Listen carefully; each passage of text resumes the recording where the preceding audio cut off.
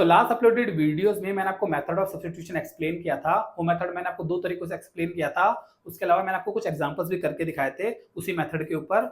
Now यहाँ पे हमारे एक्सरसाइज 7.2 के सारे क्वेश्चन आंसर सॉल्व करने, जो पूरी की पूरी एक्सरसाइज मेथड ऑफ सब्स्टिट्यूशन के ऊपर ही बेस्ड है। यहाँ पे मैंने क्वेश्चन आंसर को पहले बोर्ड पे लिख लिया है टाइम बचाने के लिए। मैं यहाँ पे बस आपको क्वेश्चन आंसर एक्सप्लेन करके बताऊंगा कि क्वेश्चन कैसे आपको अटेम्प्ट मारना होता है, वो मैं आपको एक्सप्लेन करूंगा यहाँ पे। लेकिन आपका टास्क ये रहेगा कि आपको एक पेन और कॉपी लेके बैठना है, क्वेश्चन नोट करना है, क्वेश्चन को पहले वीडियो पॉज करके खुद सॉल्व करना है, देन वीडियो को रिज्यूम करके चेक करना है कि आपने जिन स्टेप्स के साथ क्वेश्चन को किया आपके स्टेप मेरे स्टेप से मैच कर रहे हैं कि नहीं, और आंसर को मैच करना है। ये आपको बिल्कुल नहीं करना कि आप सोचो कि मैं वीडियो पहले पूरी देख लेता हूँ बाद में खुद से एक्सरसाइज सॉल्व कर लूंगा। इससे आपकी लर्निंग अच्छे से नहीं हो पाएगी। बेस्ट ये कि आप पहले खुद से क्वेश्चन सॉल्व करो और फिर उसके बाद वीडियोस में या फिर किसी वेबसाइट पे जाके अगर आपको क्वेश्चन आंसर देखने हैं, उनके सॉल्यूशन देखने हैं, वेबसाइट पे भी आपको तब देखना है जब आप पहले खुद से उस एक्सरसाइज को आपने अटेम्प्ट मारो। क्योंकि जितने भी क्वेश्चन आंसर आपको एक्सरसाइज के अंदर बुक के अंदर दे रखे हैं वो आपको आपकी प्रैक्टिस के लिए दे रखे हैं कि आप क्वेश्चन आंसर को अटेम्प्ट मारो, आप सीखो कि एक क्वेश्चन को कैसे कई तरीकों से सॉल्व किया जाता है, कैसे देखा जाता है कि मैंने इस तरीके से क्वेश्चन ट्राई किया नहीं हुआ, उस तरीके से ट्राई किया नहीं हुआ। तो आपका एक ब्रेन का एक यू कैन से ट्रेनिंग होता है कि आप कैसे एक प्रॉब्लम को कई एंगलों से देखना सीखते हो, कि कैसे एक प्रॉब्लम को कई अलग अलग एंगल से देखा जाता है और उसके सॉल्यूशंस निकालने की कोशिश की जाती है। किसी एंगल से सॉल्यूशन आ भी जाए तो फिर भी कोई दूसरा एंगल देखा जाता है जिससे कोई छोटा सॉल्यूशन निकाला जा सके। तो आपकी जो ब्रेन की जो लर्निंग है वो तभी होगी जब आप खुद से पहले अटेम्प्ट मारोगे। ठीक है, तो आई होप अपने कॉपी और पेन आपके पास होगा। ठीक है ना। तो यहाँ पे अगर मैं एक्सरसाइज 7.2 के साथ स्टार्ट करता हूँ, 7.2 का जो फर्स्ट क्वेश्चन दे रखा है ये बहुत इजी क्वेश्चन है, बिकॉज जब आप इसमें ऑब्जर्व करोगे तो ऊपर दे रखा है 2x, नीचे दे रखा है 1 प्लस में x स्क्वायर। तो ऊपर वाला फंक्शन नीचे वाले फंक्शन का डेरिवेटिव है और हमने बात किया था कि मेथड ऑफ सब्स्टिट्यूशन हमारे को तो अप्लाई करना होता है जब एक फंक्शन के साथ उसका डेरिवेटिव मौजूद हो। तो हम यहाँ पे क्या करेंगे, जो नीचे वाला फंक्शन है 1 प्लस एक्स स्क्वायर उसको हम टी लेट कर लेंगे और उसका डेरिवेटिव जाएगा 2x, और वो जो बटे में dx है उसको यहाँ पे रख के बोलेंगे 2x dx dt बन जाता है। और जैसे मैंने प्रीवियस वीडियो में मैं यूज कर रहा था, जो मैं एक वर्ड बोल रहा था कि dt खा जाता है, तो यहाँ पे dt 2x और dx को खा जाएगा और उसकी जगह पे dt आ जाएगा। ठीक है ना। देन उसके बाद हम बोलेंगे ये हो जाएगा derivative 1/t with respect to t हो जाएगा। और 1/t का डेरिवेटिव हम वैसे करेंगे जैसे हम x का करते हैं, तो आ जाएगा log t mod t and plus c, और t की जगह पे हम रिप्लेसमेंट कर देंगे तो आ जाएगा log 1 plus x square plus में c। तो आई होप ये क्वेश्चन आपको समझ में आएगा। नाउ क्वेश्चन नंबर सेकंड को अगर हम देखें तो वो कहता है इंटीग्रेशन ऑफ log x बटे में x। ठीक है ना, log x का होल स्क्वायर बटे में x दे रखा है ना। इस क्वेश्चन को मैंने साइड में ऐसे करके लिख लिया है बिकॉज अगर आप इस क्वेश्चन को कुछ इस तरीके से देखेंगे तो शायद आपको थोड़ा अजीब लगे, लेकिन अगर आप ऐसे देखेंगे तो आपको थोड़ा जल्दी समझ में आएगा। ठीक है ना, log x और 1 बटे x को मैंने यहाँ पे अलग कर लिया है। तो फिर आप देखेंगे हाँ, आप यहाँ पे क्लियर दिखता है कि log x का डेरिवेटिव 1 बटे x मौजूद है। ठीक है ना, जो वहां पे क्लियर दिख रहा था पर यहाँ पे थोड़ा सा क्लियर नहीं होता है। तो आपको शुरू में बस ये मैंने समझा दिया, बाकी फ्यूचर में आपको ऐसे अलग करके नहीं देगा। अलग करके तो बुक में कभी भी नहीं देगा। ठीक है ना, आपको खुद ही दिमाग लगाना पड़ेगा कि आपको 1/x अलग इमेजिन करना पड़ेगा। ठीक है ना। तो यहाँ पे हम क्या करेंगे, जो log x उसको हम t ऐड कर लेंगे तो अगेन उसका डेरिवेटिव 1/x dx आ जाएगा इज इक्वल टू dt। तो ये जो 1/x होगा यहाँ पे और dx होगा इसको dt खा जाएगा। ठीक है ना, और इसकी जगह पे dt आ जाएगा, यहाँ पे log x की जगह पे t आ जाएगा तो t का स्क्वायर आ जाएगा। देन इसका इंटीग्रेशन हम पावर वाले रूल से करेंगे तो पावर प्लस हो जाएगा और वही नीचे डिवाइड भी आ जाएगा। ठीक है ना, plus c and log x को फिर हम यहाँ पे ओपन कर देंगे, मतलब t का रिप्लेसमेंट कर देंगे तो आ जाएगा log x का whole cube divide by 3 plus c। इस तरीके से आप थर्ड क्वेश्चन को देखेंगे वो है 1 बटे में x प्लस में x log x। तो यहाँ पे अगर आप पहली नजर में देखेंगे तो आपकी बात समझ में आ जाएगा कि यहाँ पे कोई फंक्शन नीचे ऊपर जिसका डेरिवेटिव ऊपर नीचे साथ में अवेलेबल हो, ऐसा नहीं है। तो पहली नजर में लगता है सब्स्टिट्यूशन का क्वेश्चन नहीं है, लेकिन इसको हम सब्स्टिट्यूशन का क्वेश्चन बना सकते हैं। वो बनाने के लिए हम क्या करते हैं, हम यहाँ पे इसमें से नीचे से x कॉमन ले लेते हैं। ठीक है ना, तो यहाँ से आप x कॉमन लेंगे तो फंक्शन बन जाएगा 1 बटे में x होल ब्रैकेट 1 प्लस में log x। ठीक है ना, देन हम क्या करेंगे 1 प्लस log x को हम p लेट कर लेंगे। जब इसको हम p लेट करेंगे, यहाँ पे एक चीज मैं करके दिखा देता हूँ। अगर आप में से कुछ बच्चों का दिमाग अच्छा तेज चलता है तो आपका कुछ बच्चों के दिमाग में क्वेश्चन आएगा कि यार सर अगर इसको ये log x को ही अगर आप टी लेट कर लेते, ये जो log x था 1 प्लस log x की जगह पे बस log x को टी लेट कर लेते, तब भी यही होता कि इसका डेरिवेटिव 1 बटे में x dx is equal to dt आता। तब भी ऐसा होता कि 1 बटे x और dx को dt कंज्यूम कर लेता, जैसे यहाँ कंज्यूम कर लेगा वैसे इस केस में भी कर लेता। तो 1 प्लस log x को क्यों कर रहे हो, log x के साथ भी तो कर सकते हैं, और आंसर ये है कि हाँ ये कर सकते हैं। ठीक है ना, तो उससे भी क्वेश्चन आगे बढ़ जाएगा, लेकिन बस यहाँ पे थोड़ा सा एक पंगा मैं बताऊं क्या होगा। जब ऐसा करेंगे तो आपका आगे जाके जो इंटीग्रेशन बनेगा वो बनेगा 1 डिवाइडेड बाय बिकॉज आप log x को t ऐड करेंगे और ये सबको dt खा जाएगा, बनेगा 1 प्लस में t। ठीक है ना, देन आपको दोबारा से एक सब्स्टिट्यूशन करना पड़ेगा, इस पूरे को u ऐड करके चलना पड़ेगा। जैसे मैंने आपको प्रीवियस वीडियो में एक एग्जांपल करके दिखाया था जिसमें हमने एक ही क्वेश्चन में 2 बार सब्स्टिट्यूशन किया था, तो वो चीज आपको यहाँ पे करना पड़ेगा और वो करके आप क्वेश्चन का आंसर निकाल सकते हैं। ठीक है ना, तो बट ये क्यों करते हैं कि 1 प्लस log x को क्यों करते हैं आपको समझ में आया, क्योंकि एक ही बार सब्स्टिट्यूशन करने से आंसर आ जाता है ना। जब आगे बढ़ेंगे तो आप बोलेंगे ठीक है इसका डी टी रिप्लेसमेंट कर लेगा और इस पूरे की जगह पे बचेगा टी, तो बोले 1 ओपन टी का जो इंटीग्रेशन होगा वो होगा log mod t plus C, and फिर टी की जगह पे हम रिप्लेसमेंट कर देंगे 1 प्लस में log x का जिसको हमने टी लेट किया, ठीक है ना। तो हम बोलेंगे यहाँ ये कुछ नहीं, बहुत आसान है, क्योंकि cos x का जो डेरिवेटिव sin x दिख रहा है, ठीक है ना। बेसिकली वैसे तो कंपोजिट फंक्शन है, लेकिन बोलेंगे हाँ ठीक है, कंपोजिट में भी बात हुआ था कि कंपोजिट फंक्शन के केस में भी जो मेथड ऑफ सब्स्टिट्यूशन है ये यूजफुल होता है, ठीक है ना। हर क्वेश्चन, मैंने आपको ये बात पहले ही बोला है, ठीक है, सारे क्वेश्चन में जरूरी नहीं है, आप इस बात को दिल में मत बैठा लेना कि हाँ ट्रिग्नोमेट्री के और सब्स्टिट्यूशन के क्वेश्चन ये तो पक्का मतलब ट्रिग्नोमेट्री के और कंपोजिट फंक्शन के क्वेश्चन सब्स्टिट्यूशन मेथड से हो जाएंगे, सारे हो जाएंगे, ऐसा कुछ नहीं होता, ठीक है ना। मैंने बोला था मोटा मोटा होता है, ज्यादातर वर्क करता है, ऑलवेज वर्क करेगा, इसकी कोई गारंटी नहीं है, ठीक है ना। तो हम बोलेंगे यहाँ पे हो जाएगा जो cos x है, हम बोले cos x को हम t राइट कर लेंगे तो हो जाएगा उसका डायरेक्ट निकाले minus sin x dx equal to dt हो जाएगा। तो जो sin x है और जो dx है इसको dt खा जाएगा, ठीक है ना। और जैसे मैंने प्रीवियस वीडियो में किया था कि आप इस माइनस को उठा के यहाँ कर लीजिए, बोल दीजिए कि sin x और dx का आंसर माइनस dt आ जाएगा, ठीक है ना। फिर वो माइनस बाहर आ जाएगा, sin t और dt हो जाएगा। देन sin t का इंटीग्रेशन करेंगे तो वो था माइनस cos t, तो इस माइनस को प्लस कर देगा, ठीक है ना। इस प्लस को बाद में से हटा सकते हैं फिर, ठीक है, या फिर लिख भी सकते हैं एंड प्लस सी और t की जगह पे हम अगेन जो हमारा रिप्लेसमेंट कर देंगे तो हो जाएगा cos x प्लस में c, ठीक है ना। तो आई होप ये क्वेश्चन भी आपको समझ में आएगा। Now integration of fifth question जो है उसका था integration of sin ax plus b dot मतलब multiply by cos ax plus b, ठीक है ना। तो ये फंक्शन है, इसका आपको इंटीग्रेशन निकाल के दिखाना है ना। इस क्वेश्चन को करने के दो तरीके हैं, मेरे जो दिमाग में आते हैं दो तरीके, ठीक है ना। एक तरीका तो है कि बिकॉज अभी जैसे हम प्रीवियस क्वेश्चन करते हैं कि sin x का डायरेक्टिव cos x होता है और cos x का डायरेक्टिव जो होता है वो माइनस sin x होता है, ठीक है ना। तो वो अगर हम यूज करें और इस वाले को मैं टी लेट कर लूं, इसको मैं टी लेट कर लूं, ठीक है ना, तो भी क्वेश्चन आगे बढ़ाया जा सकता है, तब भी आपका आंसर आ जाएगा, ठीक है ना।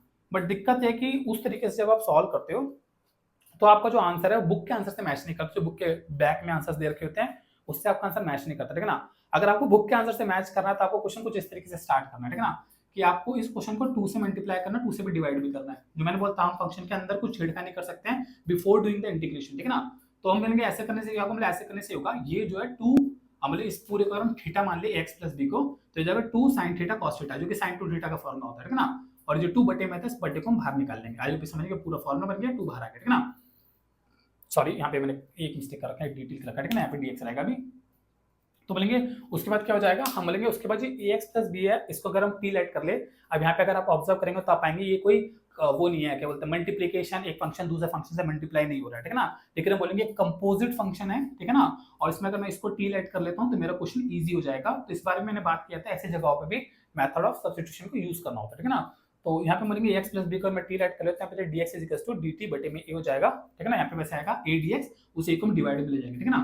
तो बोलेंगे जो dx है इस जगह पे आ जाएगा dt डिवाइड बाय a, और dt यहाँ रहेगा a जो है बाहर आ जाएगा, तो a इस 2 के साथ आ जाएगा, ठीक है ना। और यहाँ बचेगा इंटीग्रेशन ऑफ sin 2t, और इसको हम जो हमने इंस्पेक्शन वाला मेथड किया था उससे हम बोलेंगे इसका आंसर आएगा cos 2t डिवाइड बाय 2, ठीक है ना। एंड प्लस में यहाँ पे मैंने c1 लिख रखा है, डायरेक्ट c नहीं लिखा, इसका रीजन क्या है थोड़ा मैं एक्सप्लेन कर देता हूँ। तो जो 1/2 है, हमें कह रहे हैं ये जो भी आंसर निकलेगा इसके इंटीग्रेशन से उससे 1/2 मल्टीप्लाई होगा, ठीक है ना।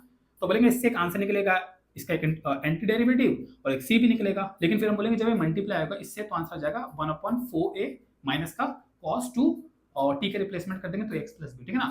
और जब यही नंबर इससे भी मल्टीप्लाई होगा तो आंसर होगा 1/2a c1। हम बोलेंगे जहाँ पे कांस्टेंट है ये भी कांस्टेंट है, ए भी एक नंबर ही होगा, बिकॉज हम बोलेंगे जनरली जब हम इक्वेशंस की बात करते हैं तो a और b कांस्टेंट होते हैं, x वेरिएबल होता है, ठीक है ना। जब हम इक्वेशंस आप लीनियर इक्वेशंस में इस बात को सीखा होगा, ठीक है ना। तो बोले पूरा का पूरा नंबर से मल्टीप्लाई कर नंबर से डिवाइड होगा, तो एट द एंड सिंगल मतलब एक सिंगल नंबर बन जाएगा, ठीक है ना। तो दैट से फिर उस पूरे की जगह पे हम सी लिख देते हैं, ठीक है ना। लेकिन हम जैसे मैंने आपको प्रीवियस वीडियोस में बात किया था, हम इतना झंझट पालते नहीं है, हम पहले पूरा क्वेश्चन का एंटी डेरिवेटिव निकाल लेते हैं और एंड में एक बार सी लगा देते हैं। तो ट्राई मैं यही करूंगा कि आगे के क्वेश्चन में ना करूं, आगे क्वेश्चन हम डायरेक्ट एंड में सी लगाएंगे, ठीक है ना। ये बस मैंने आपको एक्सप्लेन कर दिया, क्योंकि बुक्स के अंदर वो कभी कभार ऐसे करता है तो आपको समझ में आए कि C1 क्यों करता है, ठीक है ना, क्यों डायरेक्ट सी क्यों नहीं लिखता। वो कहता है पहले C1 आएगा फिर बाद में C1 C में कन्वर्ट हो जाएगा, ठीक है ना।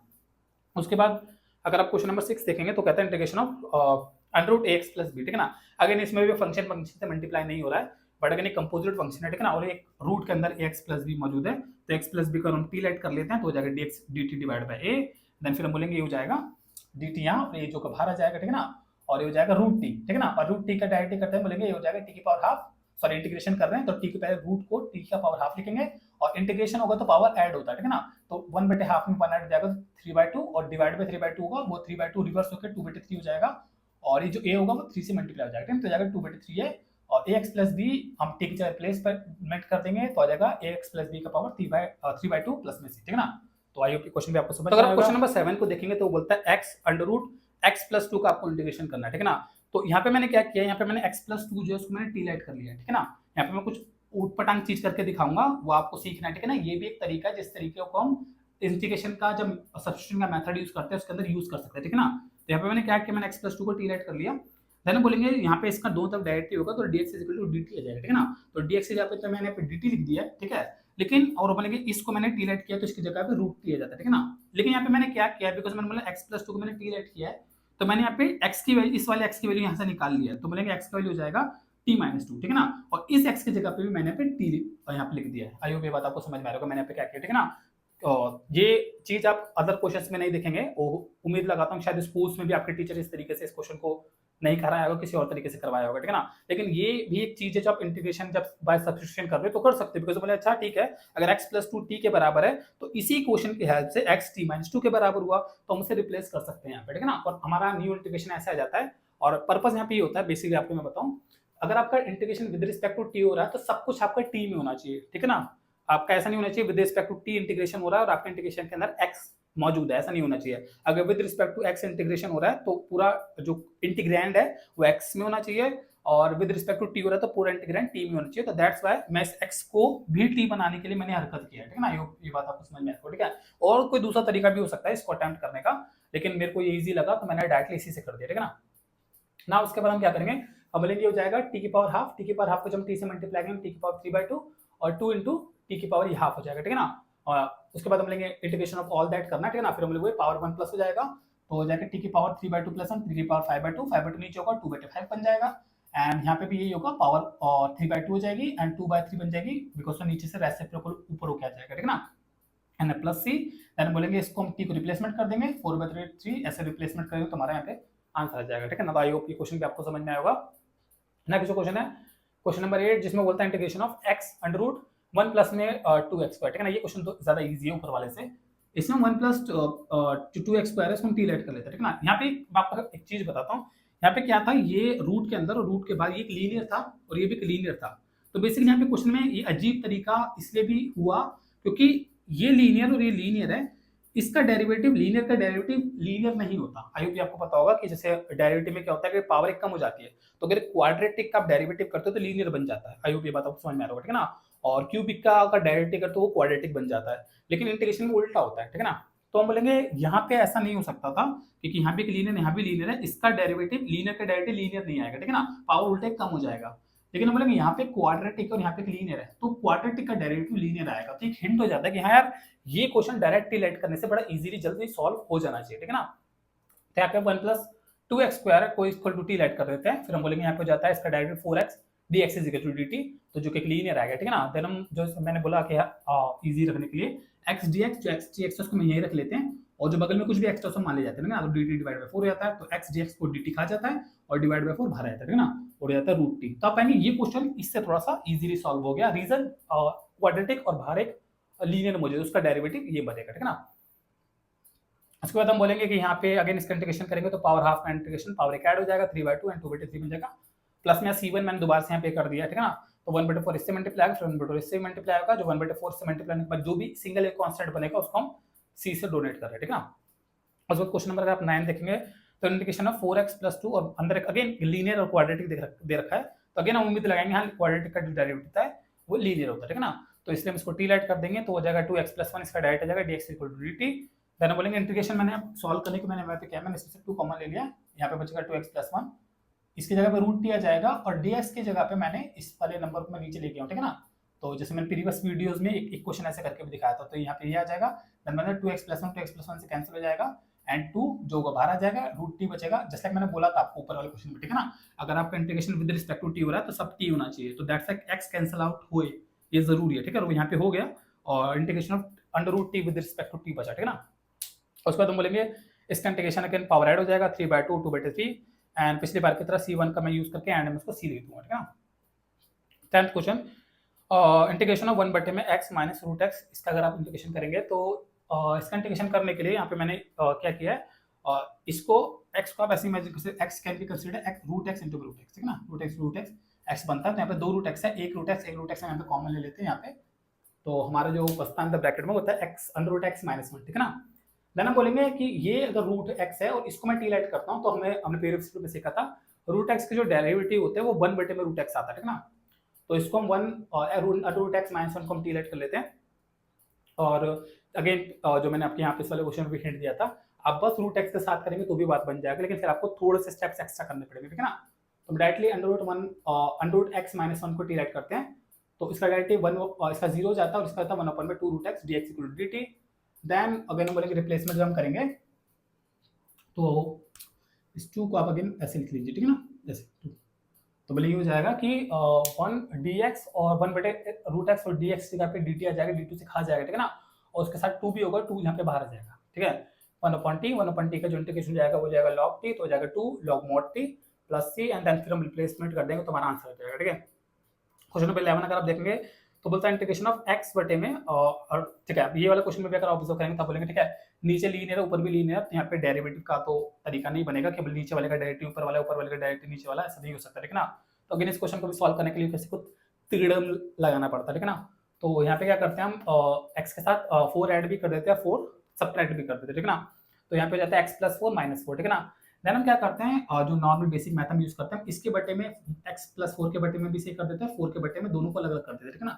तो इसको हम एक ब्रैकेट में ट्रीट कर लेते हैं, तो मिलेंगे वो जाएगा x plus 4 divide by under root x plus 4 and 4 बटे में अंडर रूट x प्लस 4, ठीक है। देन जैसे मैंने यहाँ पे किया x को आप 2 रूट्स में लिख सकते हैं, ऐसे हम मान सकते हैं कि ये जो है यहाँ पे 2 रूट्स है, तो एक रूट का एक रूट से कट जाएगा, एक रूट वाला बचेगा, ठीक है ना। तो बचता है रूट के अंदर x प्लस 4 आया, ऊपर से मैंने कैसे उतारा समझ में आएगा, ठीक है ना। फिर बोलेंगे बाकी बचा कुछ एक बच्चे का इसमें तो और कुछ किया नहीं जा सकता, ठीक है ना। देन अब इसके बाद आप ये कर सकते हो कि आप इन दोनों का इंटीग्रेशन अलग अलग कर सकते हो, इसका अलग इंटीग्रेशन, इसका अलग इंटीग्रेशन यूजिंग द प्रॉपर्टीज जो मैंने आपको प्रीवियस वीडियोस में सिखाई थी, ठीक है ना। और उसके बाद हम अलग अलग करके कर सकते हैं, लेकिन यहाँ पे डायरेक्ट भी कर सकते हैं, तो मैंने यहाँ पे पुट कर दिया x प्लस 4 को टी लाइट कर लिया, तो हो जाता है dx इक्वल टू dt, और dx पे dt पुट कर देंगे और ये भी रूट टी बन जाएगा और ये भी रूट टी बन जाएगा, ठीक है ना। रूट टी हम बोलेंगे इसका पावर एक ऐड हो जाएगा, पावर हाफ होगा रूट का मतलब, ठीक है ना। यहाँ पे जो होगा और ये ऊपर आके पावर माइनस हाफ होगा, ठीक है ना। फिर माइनस हाफ का एक पावर ऐड होगा, 1 ऐड होगा, तो वो प्लस हाफ बन जाएगा, और प्लस हाफ नीचे आके वो 2/1 बन जाएगा रेसिप्रोकल होने के बाद, ठीक है ना। उसके बाद 2/3 टी की रिप्लेसमेंट करेंगे तो ये आंसर आ जाएगा, और 4 × 2 8 हो जाएगा, और इसका आंसर जाएगा x प्लस 4, क्योंकि रिप्लेसमेंट करके उसकी पावर हाफ आ जाएगी, ठीक है ना। आंसर यहीं पे ठीक है वैसे तो, लेकिन बुक्स का आंसर जो है वो इससे मैच नहीं करता वैसे, तो इसमें हम क्या करते हैं थोड़ा सा कैसे सिंप्लीफिकेशन करना पड़ता है। तो हम यहाँ पे क्या करते हैं, हम बोलते हैं इसमें से हम पावर हाफ जो है इसको कॉमन ले लेते हैं, x प्लस 4 की पावर हाफ और x प्लस 4 की पावर हाफ, ठीक है ना। बेसिकली अगर आपको पता हो तो अगर कोई x की पावर 3/2 है तो उसको मैं ऐसे लिख सकते हैं x इंटू में x की पावर 1 इंटू में x की पावर हाफ, ठीक है ना, ऐसे लिख सकते हैं। तो यहाँ पे x की पावर हाफ 1 और हाफ दो एक साथ मौजूद है, आप ऐसे समझ सकते हैं, यहाँ पे x की पावर हाफ है तो x की पावर हाफ कॉमन आ जाता है, और दोनों में से 2 भी कॉमन आ जाएगा, ठीक है ना। तो यहाँ बचेगा 1/3 x प्लस 4 ये बच जाएगा, ठीक है ना, और यहाँ पे बस 4 बच जाएगा, ठीक है ना, n प्लस c। यहाँ पे हम क्रॉस मल्टीप्लिकेशन करेंगे तो हमारा एंड में आंसर मिल जाता है 2/3, और इसको पावर हाफ को रूट में लिख देते हैं और हमारा ये आंसर बचता है n प्लस c, ठीक है। तो इसके बाद अगर आप क्वेश्चन नंबर 12 देखेंगे तो क्वेश्चन नंबर 12 है integration of x³ - 1 to the power 1/3 into में x to the power 5। Now इस क्वेश्चन को सॉल्व करने के लिए हम पहले x टू द पावर 5 को ऐसे स्प्लिट कर लेते हैं, x to the power 3 into x to the power 2 में, बिकॉज बेस सेम ऐड होने के बाद वो पावर 5 ही बनेगा, तो इसको हम ऐसे स्प्लिट कर लेते हैं। उसके बाद हम क्या करते हैं, जो x³ - 1 है इसको हम टी लाइट कर लेते हैं, और यहाँ से जैसे मैंने पिछली बार क्वेश्चन नंबर 7 में आपको करके दिखाया वैसे मैं यहाँ पे करता हूँ, t में से x³ का वैल्यू निकाल लेता हूँ, तो हो जाएगा x³ = t + 1। उसके बाद जब आप इसका डिफरेंशिएशन करेंगे तो हो जाता है 3x² dx = dt, और इस 3 को मैं डिवाइड में ले आता हूँ तो हो जाता है x² dx = dt। तो ये जो x² dx था अब आपको समझ में आएगा x टू पावर 5 को हमने ऐसे स्प्लिट क्यों किया, ठीक है ना, ताकि x² dx जो है इसको dt कंज्यूम कर लेता है, ठीक है ना। तो ये बटे में जो 3 है ये बाहर आ जाता है, और बिकॉज इसको हमने टी लाइट किया था तो उसकी पावर 1/3 हो जाती है, और ये जो x³ जो हमने लिखा था इसकी जगह पे ये आ जाता है, तो पूरा क्वेश्चन इंटीग्रेशन ऐसा बन जाता है t टू द पावर 1/3 और t + 1 इंटू में dt। यहाँ पे आप में से कुछ लोग अटेम्प्ट मार के, अगर आपका किसी का दिमाग ऐसे चला हो कि मैं x³ को टी लाइट कर लूँ x³ - 1 की जगह, तो आप करके देख सकते हैं, लेकिन आपका आंसर होगा नहीं, क्वेश्चन ज्यादा कॉम्प्लिकेटेड हो जाता है, ठीक है ना। तो यू कैन से कुछ क्वेश्चन एक स्पेसिफिक मेथड से करने के लिए बने होते हैं, मतलब कुछ क्वेश्चन डिजाइन एक फिक्स तरीके से करने के लिए बने होते हैं, ठीक है ना। तो अब यहाँ पे क्या करेंगे, जब इतना आप कर लेंगे तो उसके बाद क्वेश्चन बहुत ज्यादा इजी हो जाता है, बिकॉज हम बोलेंगे उसके बाद मैं टी को 1/1/3 को इससे मल्टीप्लाई करूंगा तो बेस सेम पावर ऐड हो जाएगा, तो टी की पावर 4/3 और ये टी इंटू 1 टी की पावर 1/3 इंटू में dt।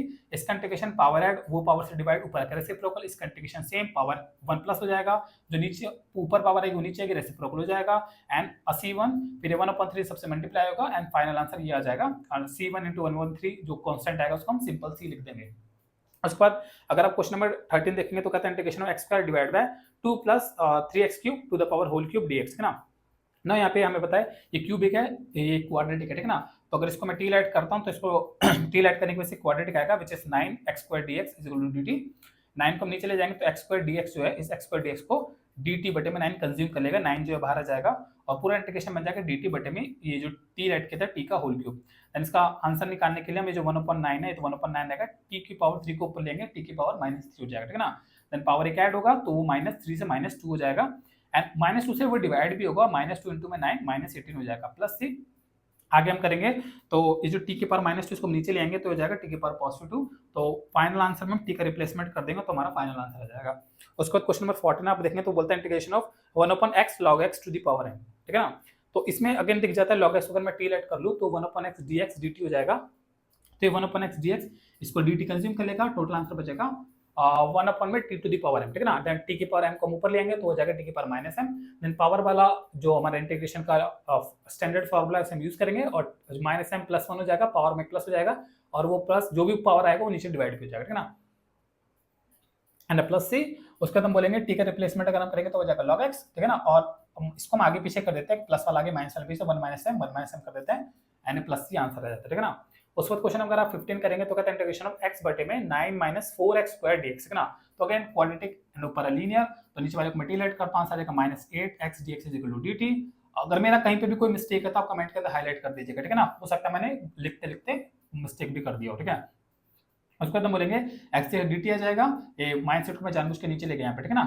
तो यहाँ पे हो जाएगा हम बोलेंगे ये जो x dx है इसको dt बटे में 8 कंज्यूम कर लेगा, 8 बाहर आ जाएगा, dt बटे में t बचेगा, ठीक है ना।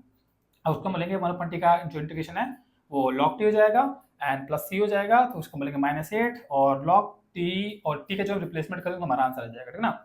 क्वेश्चन नंबर 16 अगर आप देखें तो कहता है integration of e to the power 2x + 3 dx। तो बोलेंगे ये क्वेश्चन बहुत ज्यादा इजी है, e टू द पावर कुछ हो सिंपल तो उसको हमारे को इंटीग्रेशन आता है तो हम ऊपर वाले को सिंपल बनाने का ट्राई करेंगे, ठीक है ना। तो हम 2x + 3 जो है उसको मल्टीप्लाई कर लेंगे तो आ जाएगा 2dx is equal to dt। Then हम क्या करेंगे, अगर आप इस 2 को यहाँ रख सकते हैं या फिर आप इसको नीचे लेंगे, बोलेंगे ठीक है ना, ये नीचे हो जाएगा तो आप बोलेंगे dt डिवाइड बाय 2 और dx को कंज्यूम कर लेगा तो dx की जगह पे dt डिवाइड बाय 2 आएगा, 2 बाहर आ जाएगा, e to the power t dt आ जाएगा, e to the power t का integration e to the power t ही आएगा एंड प्लस से हाफ t का हम रिप्लेसमेंट कर देंगे, हमारा आंसर आ जाएगा, ठीक है ना।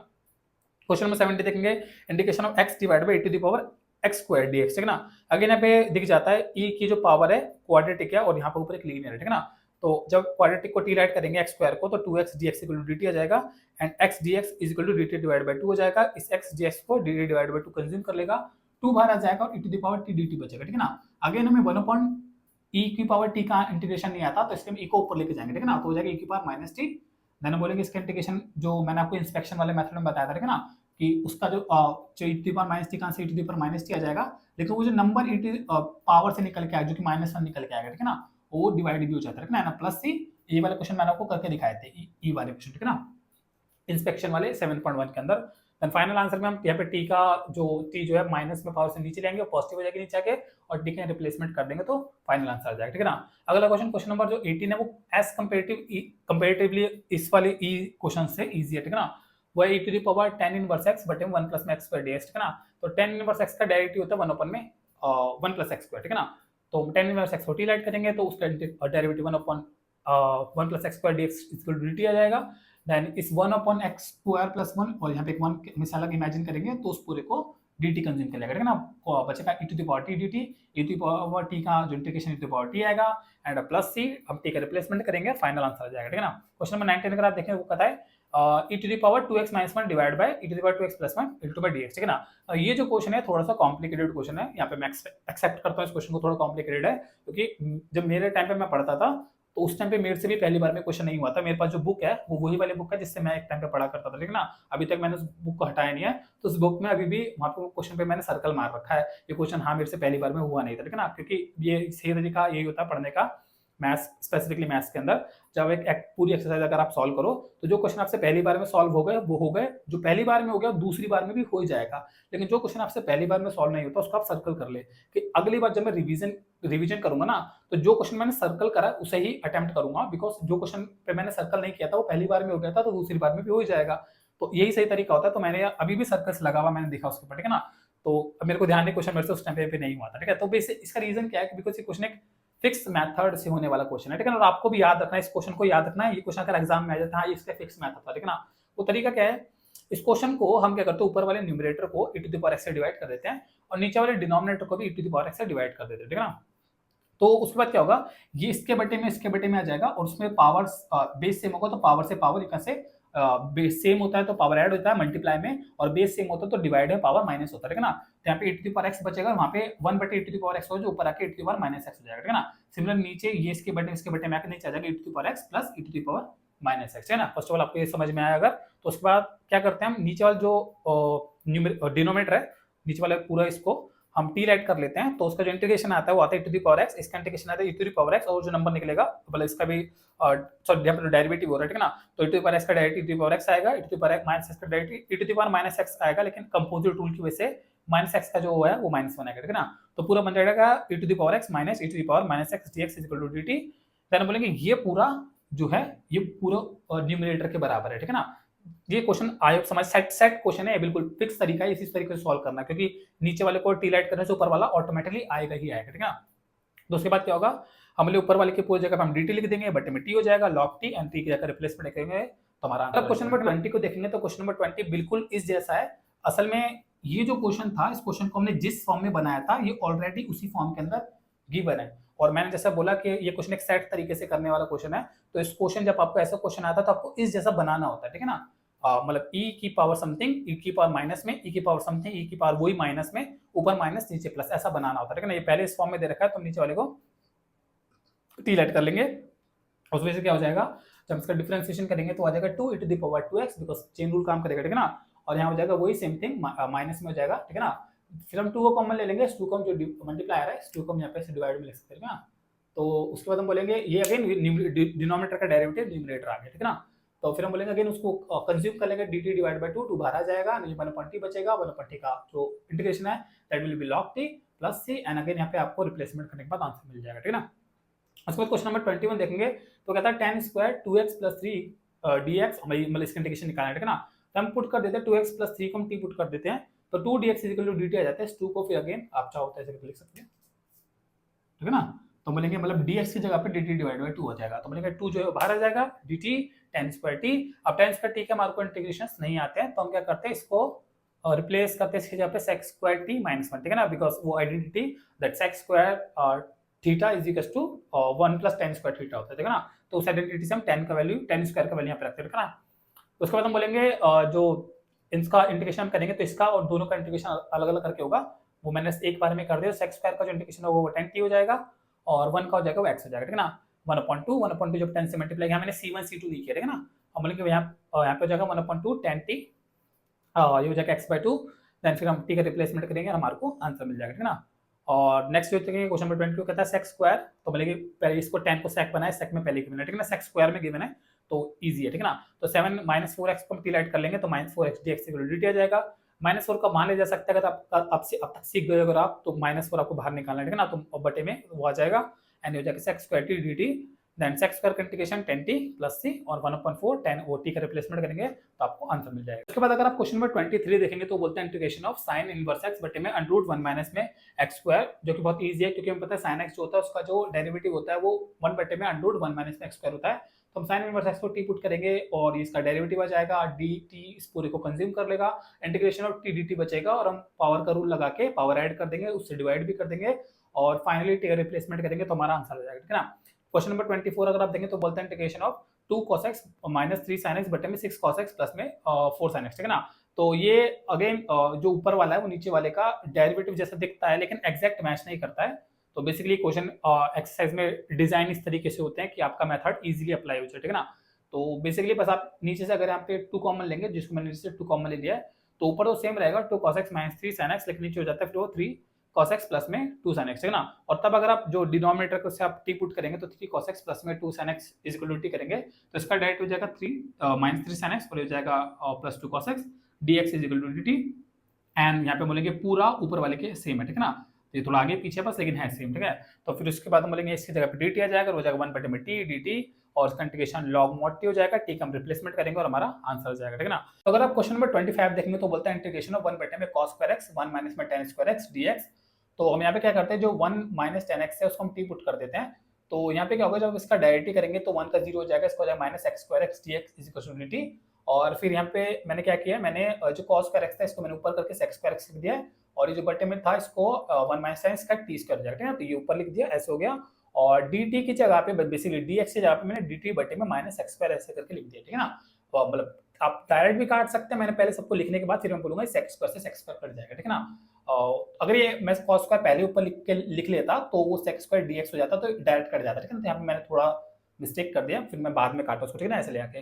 तो फिर हो जाएगा माइनस में इंटीग्रेशन ऑफ dt बटे में t square is equal to minus t square, because हम बोलेंगे जो नीचे खा उसको हम ऊपर ले जाएंगे, पावर माइनस कर देंगे और इंटीग्रेशन करने के लिए देन पावर का हम रूल लगाएंगे, जो जाएगा माइनस में t to the power minus 1 divide by minus 1, minus minus cut जाएगा, यहाँ पे जाएगा टी की पावर माइनस 1 जो कि बटे में पॉजिटिव हो जाएगा, एंड हम टी का रिप्लेसमेंट करेंगे और हमारा आंसर हो जाएगा, ठीक है ना।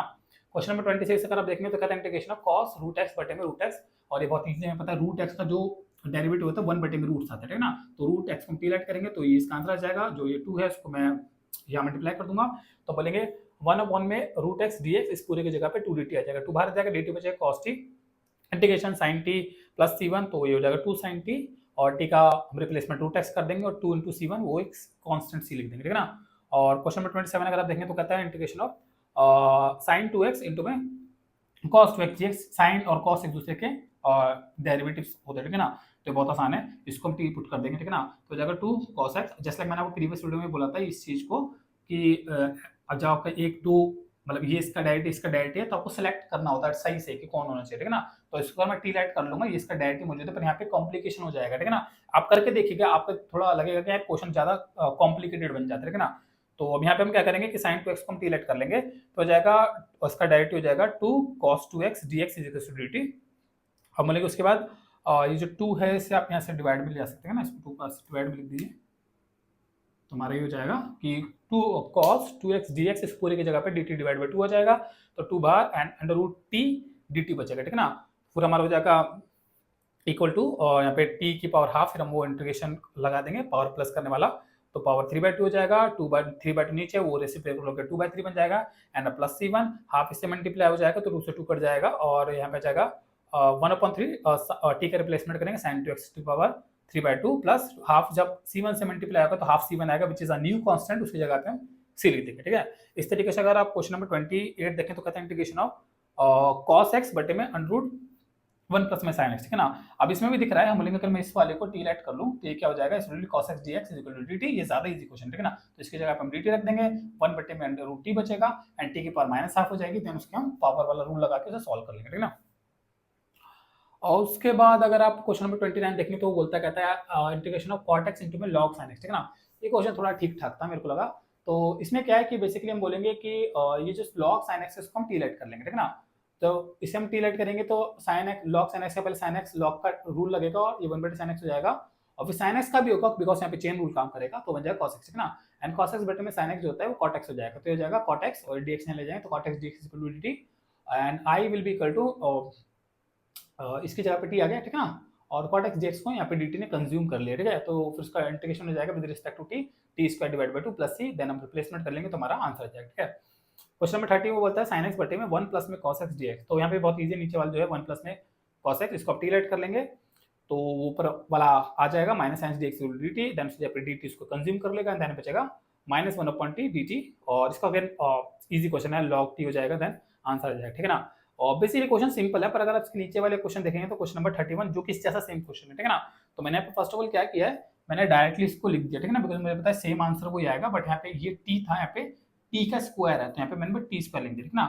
और फिर मैंने जल्दी से उससे आगे सॉल्व भी कर दिया। और आप यहाँ पे दिमाग ये लगा सकते हैं कि यार ऐसे क्यों किया, बुक ने एक सेम क्वेश्चन नीचे वही सेम क्वेश्चन स्क्वायर के साथ दिया है और क्वेश्चन उसी स्टेप्स के साथ सॉल्व भी हो जा रहा है। तो बेसिकली बुक उसी क्वेश्चन को यहाँ पे आपके आगे रख रही है जिसको मैंने 2-4 वीडियोस पहले आपसे पूछा था कि क्यों ऐसा होता है कि जब हम 1/, में किसी चीज को सॉल्व करते हैं तो उसका आंसर लॉग में होता है, लेकिन जब 1/² में होता है तो उसको हम ऊपर लेके पावर माइनस करते हैं। हम यहाँ पे ऊपर पावर लेके माइनस नहीं करते, ठीक है ना। ऐसे क्यों नहीं करते, क्वेश्चन मैंने आपसे प्रीवियस वीडियो में पूछा था, काफी प्रीवियस वीडियो में, लेकिन इसका थोड़ा आंसर एक्सप्लेन कर देता हूँ। इमेजिन कीजिए अगर आप ऐसे करते हैं 1/x, ठीक है ना, और इसका इंटीग्रेशन करते समय आप ऊपर ले आते हैं इसकी पावर, तो हो जाएगा it will be x to the power minus integration, ठीक है ना। और फिर आप पावर ऐड करना है आपको इसका आंसर में, जो जाएगा x to the power 0 and whole thing divide by 0, ठीक है ना। और n थिंग डिवाइड बाय 0 जो होता है वो नॉट डिफाइंड हो जाता है। तो दैट्स द रीजन कि हम क्या करते हैं इस केस में, हम पावर ऊपर ले आके सेम चीज अप्लाई नहीं करते, बल्कि हम लॉग में इसका आंसर देते हैं, ठीक है ना।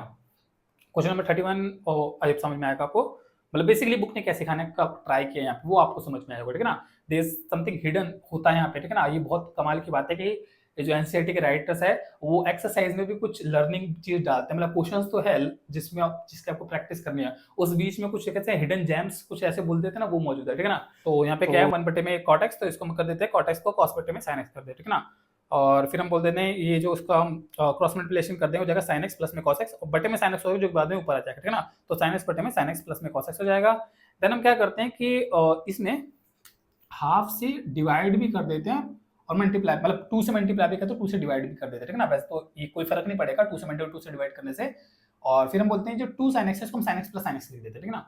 तो उसमें क्या करते हैं sin x plus sin x, तो हम बोलते हैं हो जाता है sin x plus sin x, और उसके साथ हम cos x प्लस भी कर देते हैं, cos x माइनस भी करते हैं, ठीक है ना। उसके बाद हम क्या करते हैं कि इस cos x को आगे पीछे कर देते हैं, तो मतलब एक sin x plus cos x sin x minus cos x कर देते हैं, ठीक है ना।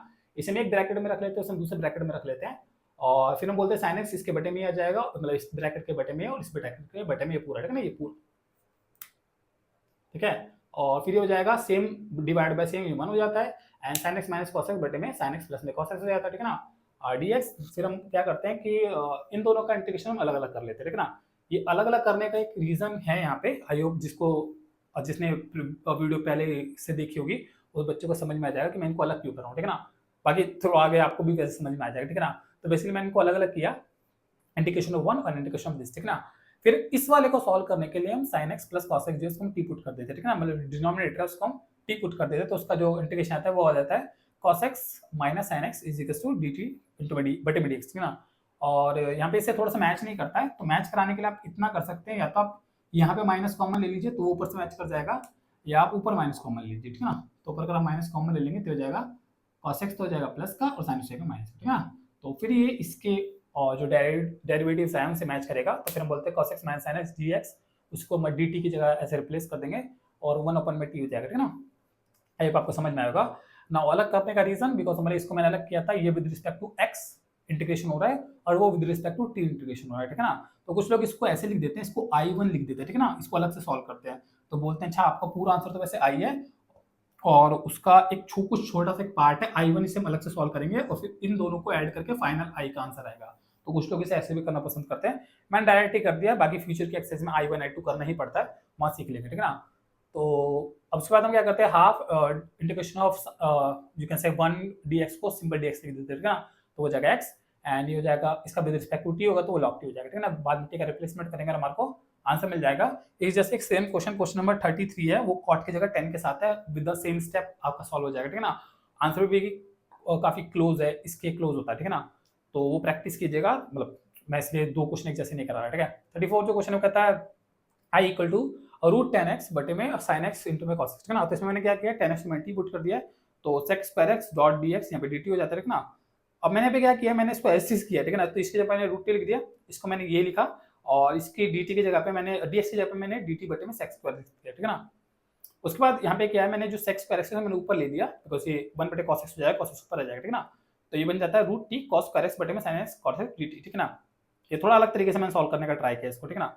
तो उसके बाद ये cos x से cos x कट जाता है, तो यहाँ बचता है फिर एक cos x और एक sin x बचेगा, which becomes cot x, ठीक है ना, रूट t इंटू में cos x इंटू में dt। यहाँ पे आपको ध्यान देना ये प्रॉब्लम है क्योंकि सब कुछ t में होना चाहिए अगर विद रिस्पेक्ट टू t हो रहा है, ठीक है ना। तो लेकिन शुरू में मैक्स में कर सकता हूँ, इंटीग्रेशन से पहले मुझे करना पड़ेगा, पूरा फंक्शन t में बनाना पड़ेगा, ठीक है ना। तो उसके बाद ये आता है cot x को हम लिख सकते हैं 1/10x। देन जो 1/10x है, 10x को ही मैंने t पुट किया था, तो मैं 1/t लिख देता हूँ, ठीक है ना। तो देन इसको ये रूट से कट जाएगा, ठीक है ना। यहाँ पे 1 बटे में रूट बचेगा, जैसे हमने पहले क्वेश्चन में किया था।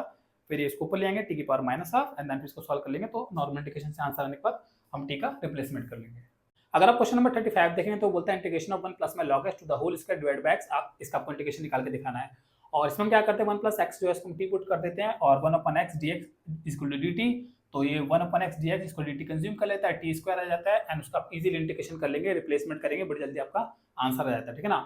अगर आप क्वेश्चन नंबर 36 देखें तो कहता है integration of x plus 1 x plus में log x to the whole square divide by x। इसका आपको इंटीग्रेशन निकाल के दिखाना है, ठीक है ना। तो इसमें हम क्या करते हैं x प्लस log x को t पुट कर देते हैं, ठीक है। तो इसका डेरिवेटिव 1, इसका डेरिवेटिव 1/x dt बटे में dx, ठीक ना। देन अपन क्रॉस मल्टीप्लाई तो x plus 1 divide by x dx equal to dt। तो इस पूरे को 1/x बटे में x dx, इस पूरे को dt कंज्यूम कर लेगा, ठीक है ना। और बचेगा t स्क्वायर dt जो हो जाएगा t cube divide by 3 plus से इसके बाद आप t का रिप्लेसमेंट करेंगे, आपका आंसर जाएगा, ठीक है ना।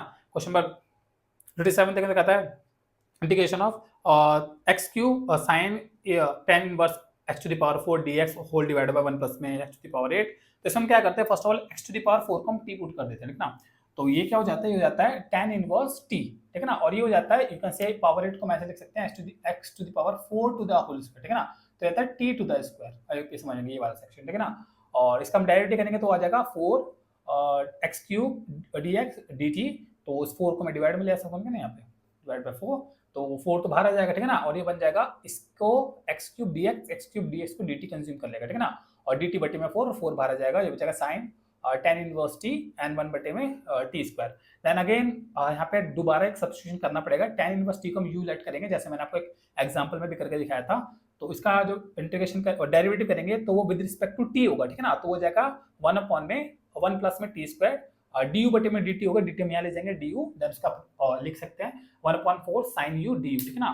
देन उसके बाद इसका इंटीग्रेशन कर लेंगे विद रिस्पेक्ट टू u, जो हो जाएगा 1/4 cos u plus c, it will be a minus, ठीक है ना, क्योंकि वो माइनस में होता है, स्टैंडर्ड फॉर्मूलाज में हमने सीखा है। और 1/4 cos tan इनवर्स t हो जाएगा, देन t का भी हम रिप्लेसमेंट कर लेंगे। तो जितनी बार हमने सब्स्टिट्यूशन किया उतनी बार रिप्लेसमेंट्स भी करना पड़ेगा, ठीक है ना। उस तरीके से आपका आंसर आ जाएगा। अगर आपको ये वीडियो सीरीज अच्छा लग रहा है तो प्लीज इस वीडियोस को शेयर कीजिए और लोगों के साथ, क्योंकि इंटीग्रेशन और अदर जो चैप्टर्स है जो सेकंड बुक के स्पेशली, उन चैप्टर में ज्यादातर बच्चों को प्रॉब्लम आता है। आपका इकलौता प्रॉब्लम नहीं है, औरों को भी प्रॉब्लम आता है, तो उनके साथ इन वीडियो को शेयर कीजिए, ताकि आपके लिए अगर आपका जेन्युइनली हेल्प हो रहा है इन वीडियो से, तो उनका भी हेल्प होगा। और बाकी will see you in the next video.